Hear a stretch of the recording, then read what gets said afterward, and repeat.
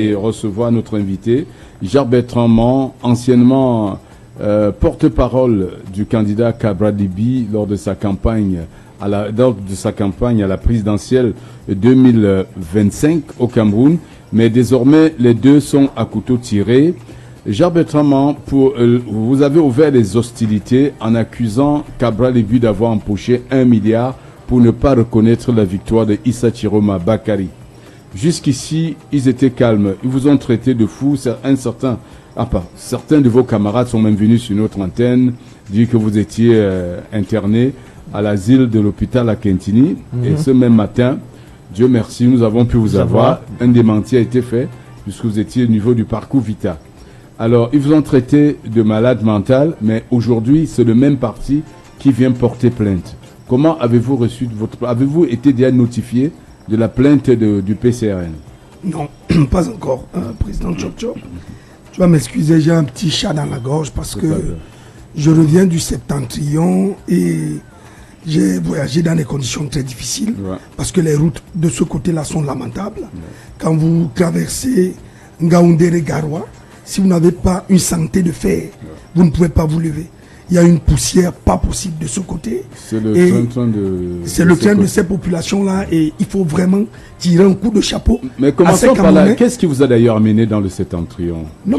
Monsieur le Président Chop, nous avons une ambition d'apporter aux Camerounais une alternative crédible.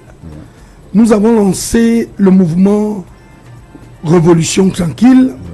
Nous souhaitons révolutionner les choses au Cameroun. Le faire en révolutionnant les mentalités des Camerounais, le faire dans la paix, le faire dans la tranquillité. Il n'est donc pas question d'apporter quelque chose d'aussi grand aux Camerounais sans pouvoir les connaître, sans pouvoir connaître le milieu dans lequel ils vivent. C'est la raison pour laquelle nous avons lancé un vaste programme qui vise à sillonner les territoires, les terroirs de notre pays, du nord au sud, de l'est à l'ouest. Nous avons donc presque achevé cela. Il nous reste simplement le nord-ouest et le sud-ouest, et enfin le sud. Nous avons déjà fait toutes les autres régions du Cameroun, et à l'issue de cela, nous avons remarqué que les Camerounais, dans leur immense majorité, vivent dans une précarité sans nul autre pareil, vivent dans une absence de cohésion, dans une absence de vie. Les Camerounais survivent. Et nous avons donc été aussi affectés par ces trajets-là, parce que la santé de fer que nous avions en commençant ce périple, nous sommes affectés. Nous avons une voie qui est cassée. Nous avons été à l'hôpital interné, à l'hôpital militaire de Garoua. Nous avons été suivis par ces jeunes militaires-là parce que la santé n'allait plus, parce que le périple était difficile, parce que les conditions de circulation, de voyage étaient pénibles du fait de la malgouvernance, de l'inertie généralisée et du régime dictatorial de M. Biya Paul. Lorsque nous sommes donc revenus, nous constatons que les suppôts du régime de M. Biya Paul, en l'occurrence M. Cabral Libye et l'ensemble de ses amis, quand je dis suppôts, c'est-à-dire que ce sont des mains de la dictature de M. Biya. Vous savez que M. Libye Lingué Cabral est dans un silence actuellement parce qu'il attend à être nommé ministre de la République de M. Biya Paul. Vous savez que ses amis sont dans une guerre d'opinion parce qu'ils souhaitent tous entrer soit au gouvernement, soit avoir des postes d'extrapontins. Voilà des gens... Non, mais comment pouvez-vous être sûr que le silence de Cabral Libye est dû à un calcul, nous parlons de qui? Un calcul politique? Nous parlons de quelqu'un pour qui j'ai travaillé pendant 8 ans. Nous parlons de quelqu'un pour qui j'ai mené la campagne présidentielle. Vous m'avez vu sur les podiums de Douala à Bepanda ici. Vous m'avez vu au stade malien à Yaoundé. Qui haranguait les foules pour Cabral? Qui demandait aux gens de le voter?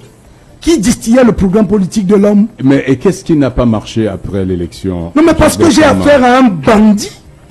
J'ai affaire à un dealer. Est-ce que c'est pas trop fort ça de traiter de bandit? C'est quand même un député de la nation. Vous-même vous allez trouver le qualificatif. C'est même pas fort. Non, mais vous risquez, vous exposez aussi à un délit d'outrage à un parlementaire. Cabral Libye est député. Je peux démontrer qu'il est député. Est-ce qu'on peut tenir de tels propos contre un député? Je peux démontrer qu'il est un bandit politique. Mais il vous a volé quoi?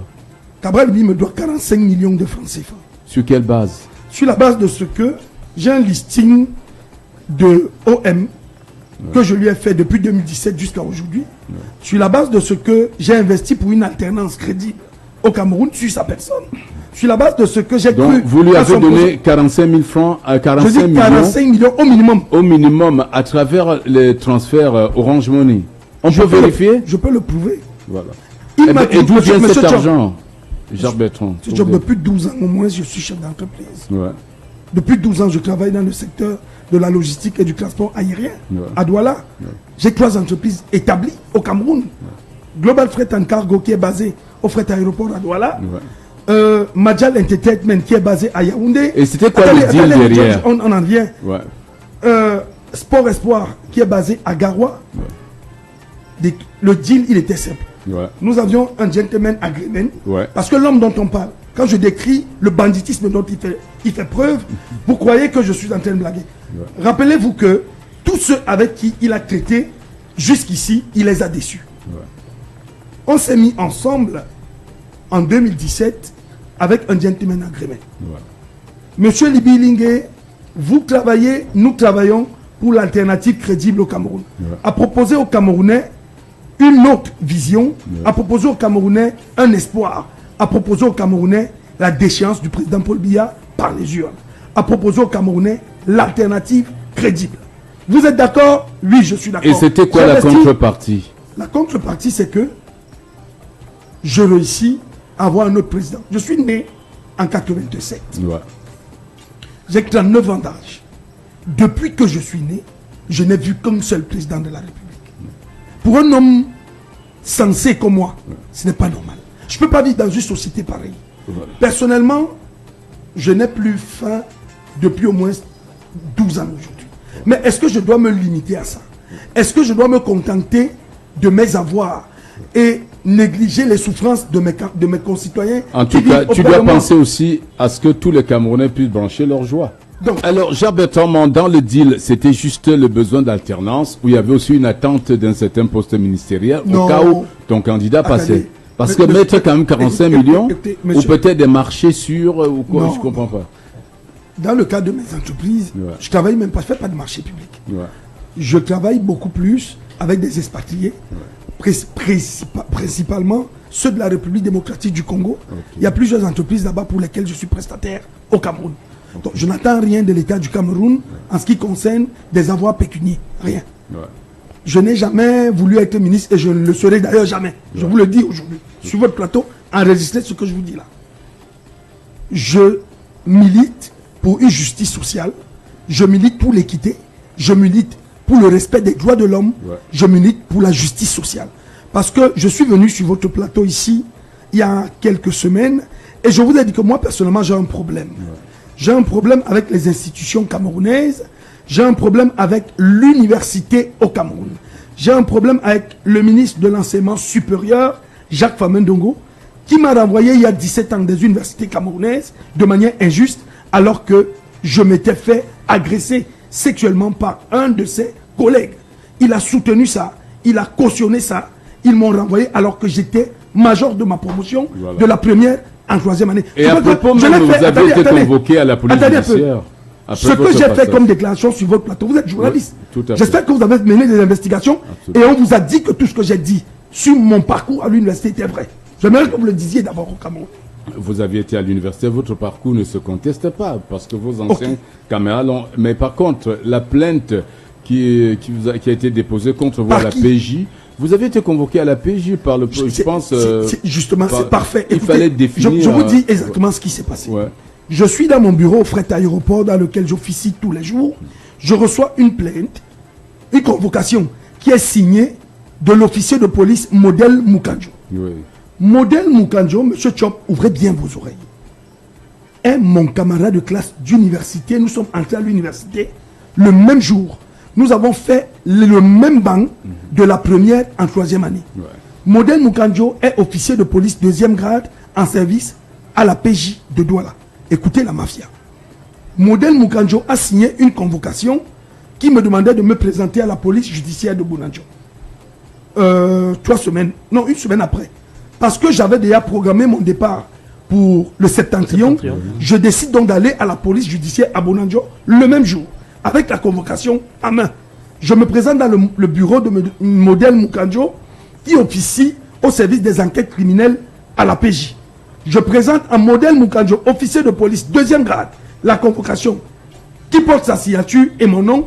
Modèle Mukanjo me dit qu'il ne sait pas m'avoir convoqué, qu'il ne se souvient pas m'avoir convoqué, qu'il ne sait pas le motif pour lequel je suis convoqué, qu'il ne sait pas qui m'a porté plainte et tout. Et pourtant, sur la convocation, c'est mentionné son nom et sa signature. Je vous rappelle que Modèle Mukanjo est celui qui a monté des documents en 2009 pour que je sois exclu de l'université de Douala. Mais comment un étudiant... Oui, allons-y. Modèle Mukanjo, que j'ai fait nommer délégué d'amphi au niveau 2, parce que j'étais secrétaire général de l'association des étudiants de l'université de Douala, et parce qu'il était mon camarade de classe et mon voisin de banc. Au niveau 2, je l'ai fait nommer délégué d'amphi par les soins du président de l'association des étudiants, Yves Ndong, que j'avais fait élire des présidents. Il n'avait pas de personnalité, pas de charisme, rien de tout. Mais parce qu'il fallait contrer un certain Ekolo Djika et Mado Sakabazé, que vous connaissez, qui a été actrice. Je l'ai fait nommer délégué. Maintenant, Jean Gatsi, Bruno Bokolo Ebe, Modi Koko Bébé, tous, recteurs de l'université, doyens de la faculté, pédophile de grand chemin qui m'a agressé sexuellement, M. Jean Gatsi, ont utilisé Modèle Mukanjo en 2009 pour monter des faux documents et me faire renvoyer de l'université de Douala.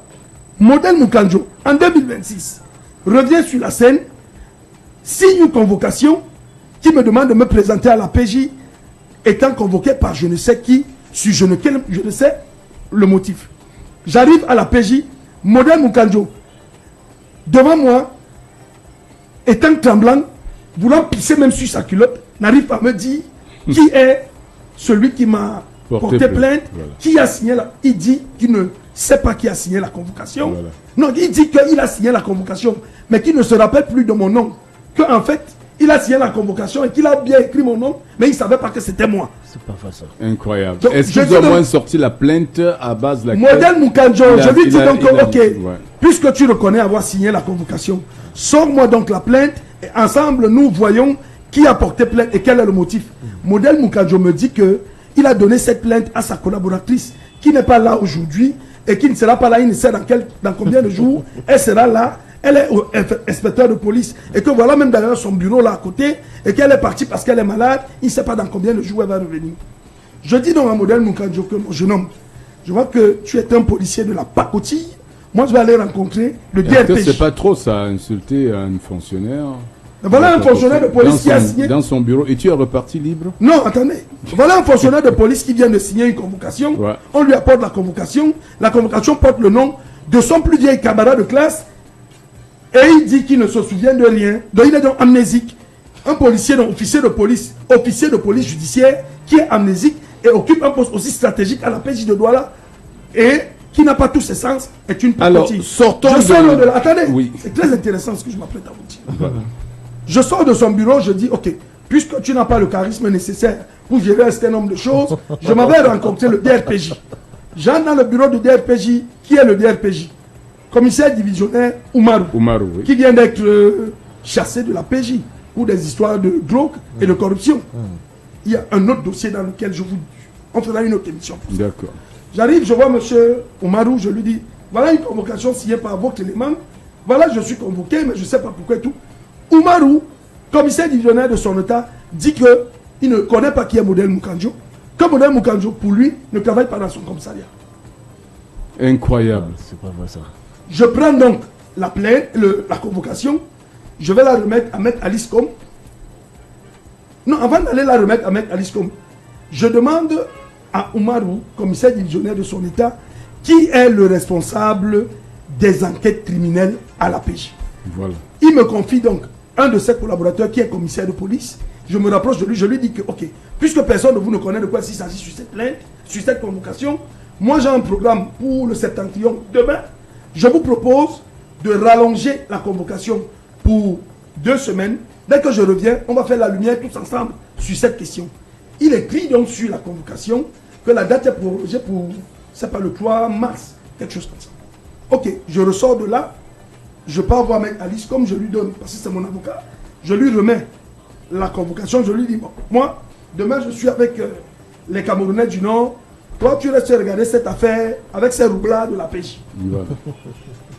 Je vous dis, je suis revenu du Nord avant-hier. Non, hier. Depuis que je suis revenu, hier j'ai encore vu une plainte qui a circulé sur les réseaux et qui a été adressée au DRPJ, non, au délégué régional de la police pour le littoral. Oui. Un commissaire divisionnaire que je connais, qui est d'une rectitude morale impeccable.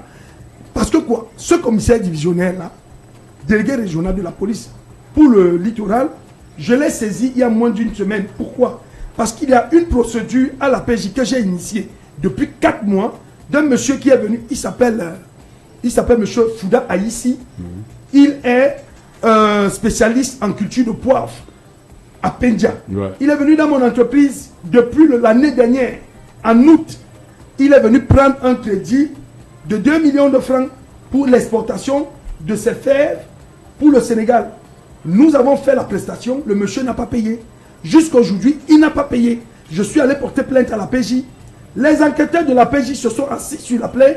Ils ont reçu de l'argent de ce monsieur. Ils n'ont pas fait avancer la procédure. Mes employés s'en souffrent. On n'a pas notre argent. Ils se la coulent douce entre eux, commissaire de police, et le monsieur en question. J'ai donc saisi le SP du délégué général de la sûreté pour cette question. Et il m'a redirigé vers le délégué de la police pour le littoral. Voilà. Je peux vous montrer nos conversations ici. Je l'ai saisi, je lui ai donné le dossier. Ici, voilà. Et lui, de manière spontanée, a instruit monsieur le commissaire Essono de la PJ de se saisir de cette affaire. Il y a cela 4 jours. Commissaire Essono m'appelle sur mon téléphone et me dit qu'il est désormais celui qui va gérer l'affaire et que j'attends, ça va se passer comme ça devrait se passer. Jusqu'à présent, ils ne m'ont plus rien dit. Je plantais ce décor pour vous faire comprendre qu'il y a beaucoup de mafias dans notre pays, beaucoup de personnes qui sont roublards et qui n'ont pas leur place. Et revenons à la fameuse plainte découverte sur les réseaux sociaux contre vous, la fameuse plainte découverte au délégué régional contre vous. Sur les réseaux sociaux. Qui porte plainte? Je vois la Maître Bébé. Maître Bébé est celui même qui avait fait un communiqué il y a plusieurs mois aujourd'hui, disant qu'il porterait plainte. Et jusqu'à aujourd'hui, il y a... Mais qui est Maître Bébé? C'est l'avocat du PCRN? Maître Bébé, c'est l'un des avocats prétentieux du PCRN qui pense qu'il a la science infuse et qu'il est le plus grand juriste du monde. Je ne sais pas si Maître Bébé a déjà un jour été... Attendez, nous ne sommes pas là pour juger, nous ne pouvons pas le juger. Il est avocat, c'est avéré, il est avocat. Maître Bébé m'a insulté à plusieurs reprises, en public. Je ne sais pas si Maître Bébé a déjà un jour été major de sa promotion dans son parcours. Ça, c'est notre débat, mais il est avocat. Maintenant, il est donc avocat. Il a menti depuis 4 mois disant qu'il porterait plainte. Il ne l'a pas fait. Hier, il paraît qu'il a porté plainte. Mais jusqu'à là où je vous parle, je n'ai reçu aucune convocation. J'attends toujours la convocation. Mais sur la plainte découverte sur les réseaux sociaux, qu'est-ce qu'elle dit? Elle vous accuse de quoi, la plainte? Vous voulez que je vous confie quelque chose? Allons-y. Je n'ai même pas lu la plainte. Je ne l'ai même pas lu parce que... Mais comment vous vous sentez indexé dans une plainte? Tout ce que j'ai lu, parce que je connais que ces gars sont des roublards, président Tchok. Je ne vais pas perdre mon temps à lire des chiffons comme ça. Mais, la preuve. Et comment vous savez que voilà comment j'ai commencé. J'ai lu la date de la plainte. La plainte date du 15 mars 2025. 15 mars 2025. Avant même que l'élection présidentielle ne se tienne. J'ai compris que ces gars... Et nous ne sommes pas encore le 15 mars 2025. Non, on a traversé, 15 mars 2025, président. Mais si c'est une erreur, ça veut dire que peut-être ça peut être une manipulation. Comment vous pouvez penser que...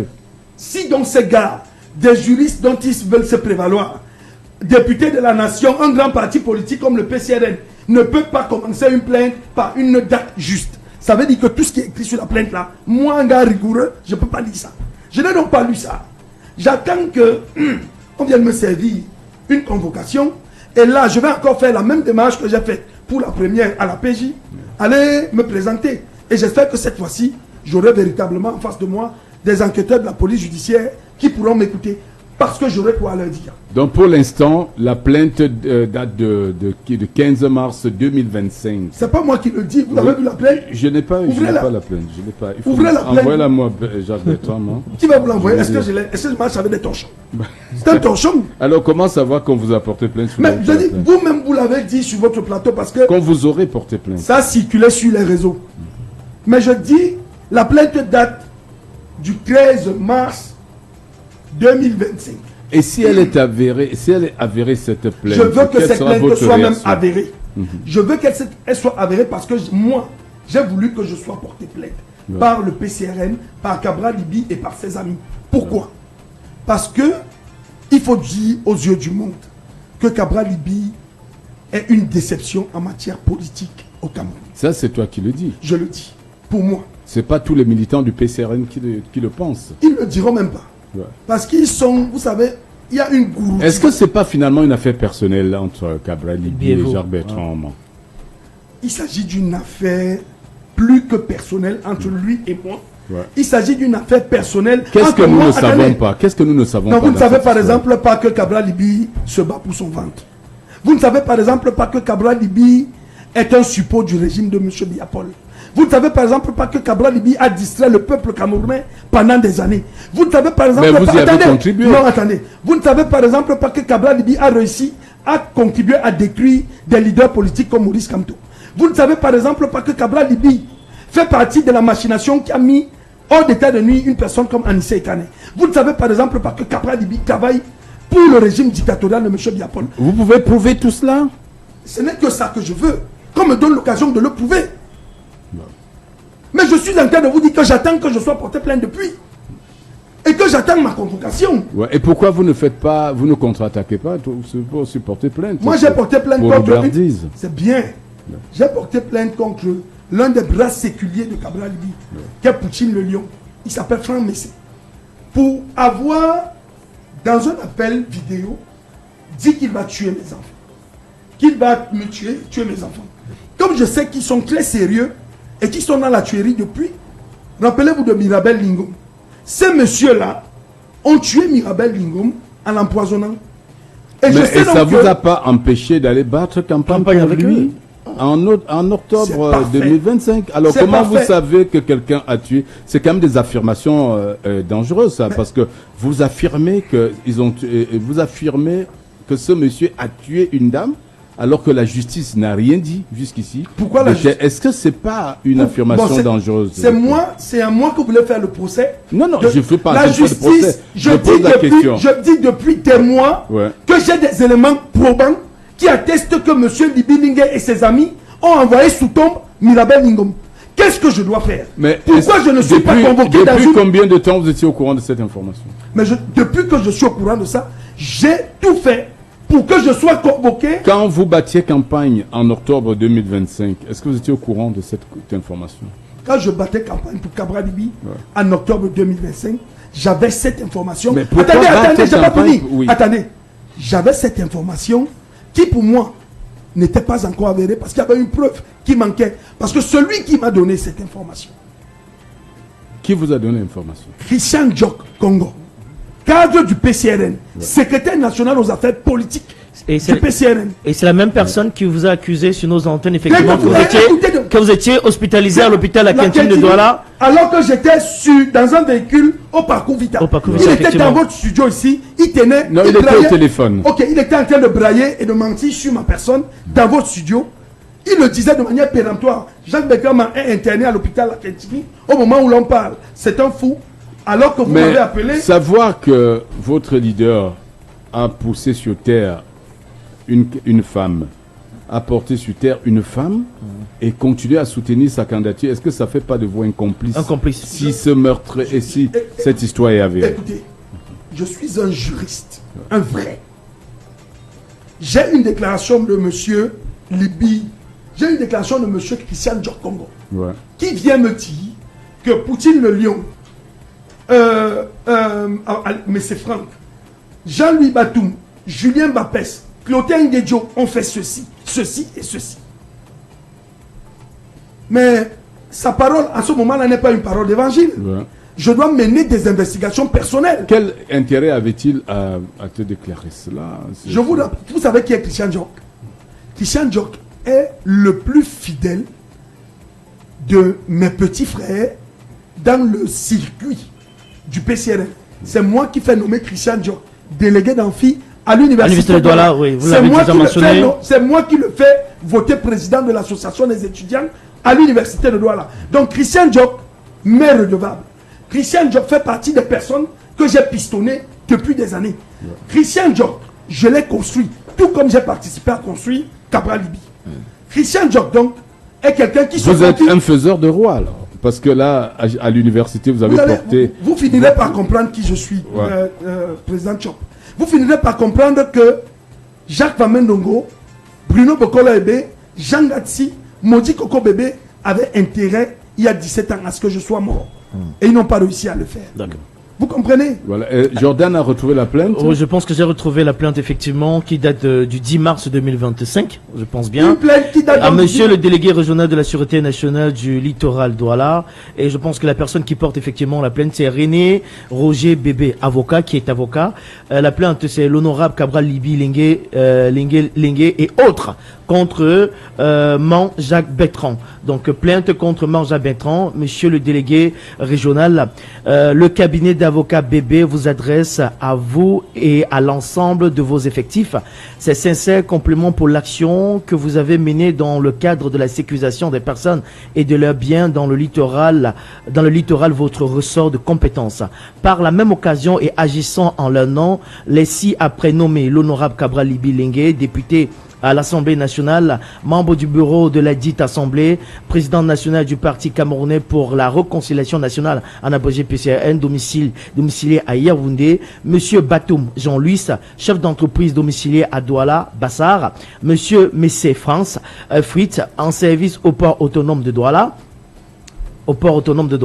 ont l'honneur de vous exposer, monsieur le délégué régional de la Sûreté nationale, que depuis quelques semaines, en tout cas depuis un temps non couvert par la prescription, ils sont victimes d'un lynchage médiatique du nommé Man Jacques Bertrand qui semble agir comme bras séculier de certaines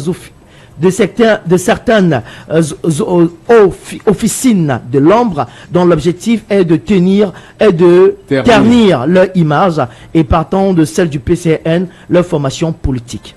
Attendu en effet que la suite à la dernière élection présidentielle du 12 octobre 2025 au Cameroun, qui a vu son excellence M. Paul Biya être élu président de la République et proclamé comme tel par la plus haute juridiction constitutionnelle du pays, à savoir le Conseil constitutionnel, le président national du PCN, monsieur l'honorable Cabral Libye Lingué, lui-même sorti 3e à la dite élection, avait publié un communiqué prenant acte des dits résultats et félicitant l'élu. Je pense que celui qui semble nous intéresser, c'est que c'est ainsi que, s'agissant du PCN, Cabral Libye Lingué, monsieur Jacques Bertrand déclare publiquement qu'il a en sa possession des vidéos de ce dernier recevant des mains de monsieur le ministre Grégoire Ouna, ministre du Travail et de l'Emploi, la somme de 1 milliard de francs CFA pour qu'il cautionne la victoire truquée du président Paul Biya à la dernière élection présidentielle d'octobre 2025. Je pense que voilà ce qui nous intéresse, président. Et la plainte de mars 2025, donc il y a eu une erreur certainement qui a glissé, ça devait être de 10 mars 2026, mais ils ont écrit 2025. Peut-être même pas une erreur, peut-être elle était effectivement prescrite pour être déposée en 2025, mais ils ont pris du recul. Anticipé. Ils ont anticipé. Parce que si c'est mars 2025, c'est une incongruité, parce que les élections n'étaient pas encore tenues. Voilà. Et je n'avais pas encore tenu les propos dont j'ai tenu. C'est ça. Je vais donc vous faire comprendre que toutes ces fausses intelligences-là, qui sont au PCN, moi au PCN, j'étais le géostratège de la communication du PCN. Ouais. La preuve. Lorsqu'il fallait aller à l'élection présidentielle, j'étais celui qui était en tête de file. C'est moi qui ai conduit la campagne de M. Cabral Libye. Et sur le terrain, et sur les médias, et même sur les podiums. Jordan, une question? Oui, effectivement. Alors, Jacques-Bertrand, pourquoi est-ce que nous sommes censés aujourd'hui vous croire véritablement? Parce que depuis un bon bout de temps, vous avez mentionné effectivement que vous avez les vidéos prouvant effectivement que Cabral Libye aurait reçu l'argent d'une autorité administrative. Jusqu'à aujourd'hui, vous n'avez pas déposé la vidéo. Mais depuis votre dernier passage ici, effectivement, il a été mentionné par certaines connaissances que ce que vous avez vécu à l'université de Douala était vérifié. Ça s'était vérifié. Je vous ai dit quelque chose. Rappelez-moi votre nom, c'est votre prénom. Jordan Sorel Timba. Jordan, il m'a toujours paru plus pertinent de me conformer à la vérité effective des choses, plutôt qu'aux imaginations que l'on s'en fait. Je n'ai jamais, je dis jamais, tiré mes principes de mes préjugés, mais beaucoup plus de la nature des choses. Pourquoi? Parce que ce sont les choses elles-mêmes qui m'instruisent chaque jour et ne m'apprennent point à mentir. Je ne vous dirai jamais sur ce podium, sur ce plateau, quelque chose qui n'est pas vrai, qui n'est pas vérifiable. Comme je l'ai dit pour l'université, c'est comme ça que je le dis pour Cabral Libye et pour les 1 milliard. J'ai la possibilité de le prouver. Donnez-moi l'occasion de le faire. Puisqu'ils ont porté plainte, je vais le prouver. J'ai dit sur votre plateau qu'il avait pris la cagnotte. J'insiste qu'il a pris la cagnotte. Et je vous dis même, les qui lui ont donné la cagnotte. Seulement, votre plateau, Facebook et les autres plateformes ne sont pas des tribunaux. J'ai dit que je mettais à la disposition du grand public ces preuves-là seulement lorsque je les aurais déjà mises à la disposition d'un procureur de la République. Je suis un juriste, un vrai. Je ne peux pas mettre une preuve comme celle-là sur la place publique sans que une autorité judiciaire ne l'ait déjà consultée. Donnez-moi l'occasion de m'adresser à un procureur. Mais Jacques-Bertrand, vous traitez Cabral Libye de bandit, de roublard. Mais à quel moment vous en êtes rendu compte, puisque vous avez Je m'en suis rendu compte. Voilà la plus belle de toutes les questions que vous avez posées, Monsieur Chop.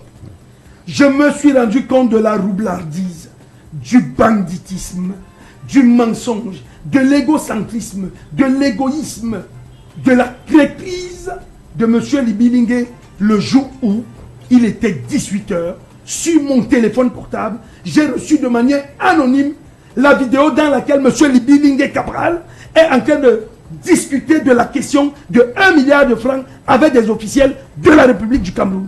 Sur cette vidéo, ils sont exactement 6. Je vous ai déjà donné les noms de 2.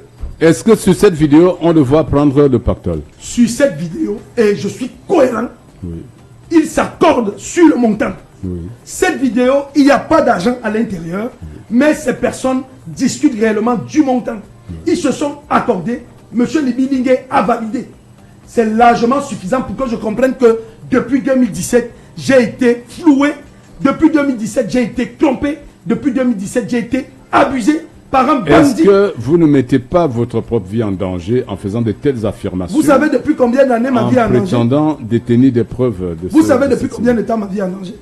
Ma vie est en danger depuis le jour où je me suis levé un matin, baignant dans mon sang, parce que je me suis fait droguer et abuser sexuellement par un enseignant d'université qui continue à être professeur dans la même université et à être nommé par le président de la République, Paul Biya. Il s'agit de M. Jean Gatti. Depuis que je vous ai dit sur ce plateau qu'il avait fait ce qu'il a fait, est-ce qu'il a été inquiété? Alors que moi, lui et ses amis, il y a 17 ans, m'ont fait faire 12 jours de prison à la prison centrale de Nouvelle, alors que j'étais une victime. Alors que ces messieurs-là, avec la complicité du grand chancelier des ordres académiques, m'ont radié de toutes les universités d'État, alors que depuis la nuit des temps, il n'y a pas eu un étudiant au Cameroun qui a eu les notes et les mentions que j'ai eues à l'université. Il n'y en a pas eu. Je dis, mais je vous donne un travail de recherche. On va le faire. Je vous donne un travail de recherche. Allez me retrouver dans les universités camerounaises, une personne qui a eu 17 de moyenne en première année, 16 en deuxième année, 15 en troisième année. Allez me retrouver cet étudiant-là, allez le retrouver et ramenez-le. Je dis depuis la création des universités de Cameroun. C'est une recherche que j'ai menée avec un informaticien du ministère de l'enseignement supérieur. Bon, c'est pas ça le truc. Maintenant, je vous dis donc, je vais vous accuser quelqu'un de bandit, il faut avoir des preuves. Je suis en danger depuis le jour où j'ai osé dire que je me suis fait agresser sexuellement. Voilà. Depuis ce jour-là, une bande des ennemis de la République se sont hissés pour me détruire, pour pour me tuer. Ils ont inféodé, même ma famille. Ils sont entrés dans mon cercle privé. Ils ont fait appel à mon père, à qui ils ont soudoyé je ne sais quoi. Ce père-là, en 2009, a écrit avec son bic, en 2009, une lettre qui disait que, il y a quelques semaines, je venais d'être atteint d'une folie, je ne sais pas quoi. Mon père, mon géniteur.